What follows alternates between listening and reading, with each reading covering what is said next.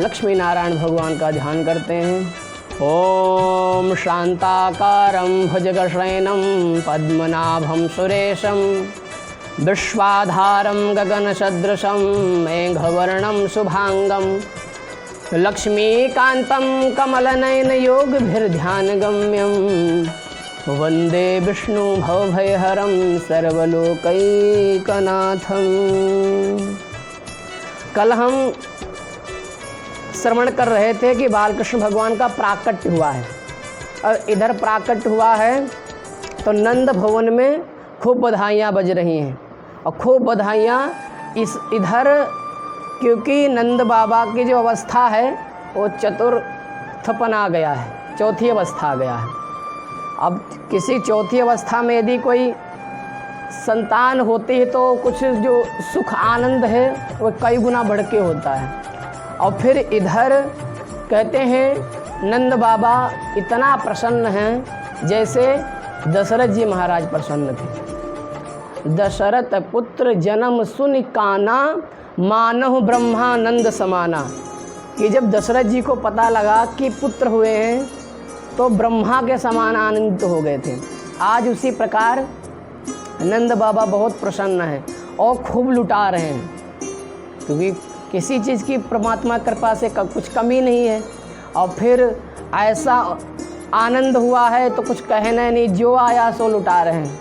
और देखो जिसको दे रहे हैं वो भी अपने पास नहीं रख रहा है, वो भी लुटा रहा है, ऐसा आनंद हो रहा है। अब इधर नंद बाबा को याद आता है कि देखो हम लल्ला के जन्म उत्सव में कंस का वार्षिक कर देना तो भूल ही गए। कर जैसे आज के समय में भी टैक्स है तो उस समय भी चलता था, तो अब उनको याद आया कि देखो कंस का हमको कर देना है, वो तो भी हमने दिया ही नहीं है। तो कहते हैं गोपान गोकुल रक्षायाम निरुप्यम मथुरांगतः, कि ग्वाल वालों को लल्ला की रखवाली के लिए छोड़कर अब मथुरा जो कंस की नगरी है वहाँ पर वार्षिक कर देने के लिए चले गए हैं। अब वार्षिक कर दिया, उसके बाद लौट रहे हैं तो रास्ते में उनकी भेंट होती है वसुदेव जी से। और वसुदेव जी तो पता ही है कि हमारे जो लल्ला हैं इनके ही घर में हैं, कि वो ही छोड़ने गए थे। पर उनको ये भी पता है कि देखो नंद बाबा यदि यहाँ गए हैं तो कंस चुप नहीं बैठने वाला है, वह कोई ना कोई उत्पात ज़रूर कर देगा। और नंद बाबा और वसुदेव जी परम मित्र हैं। और वसुदेव जी कहते हैं देखो मित्र, मुझे लग रहा है कि कुछ गड़बड़ है, आप घर जाइए, और मुझे तो कुछ गड़बड़ लग रहा है, आप अपने घर जाइए, फिर किसी दिन हम बातचीत करेंगे। अब जैसे ही नंद बाबा ने सुना कि कुछ गड़बड़ है, अब उन्हें लग रहा कुछ हो ना हो, लल्ला के हमारे कुछ ना हो, तो वो भगवान का भजन करते हुए जा रहे हैं। हरि शरणम हरि शरणम हरि शरणम, हे भगवान मेरे लल्ला की रक्षा करो। सबसे कह रहे हैं भगवान मेरी रक्षा करो, मेरी लल्ला की रक्षा करो। अब कहते ही जा रहे हैं रास्ते में। अच्छा, नंद बाबा तो भवन में पहुँचे नहीं, गोकुल में पहुँचे नहीं, परंतु उससे पहले पूतना पहुँच गई वहाँ।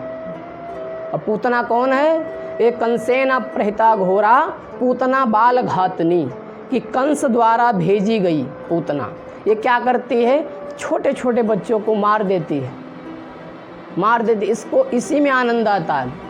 जैसे किसी का कोई काम होता है ना, उसको उसमें आनंद आता है, परंतु इसको इसी में पूतना, पूत का मतलब पवित्र और ना मतलब नहीं, जो पवित्र ही नहीं है।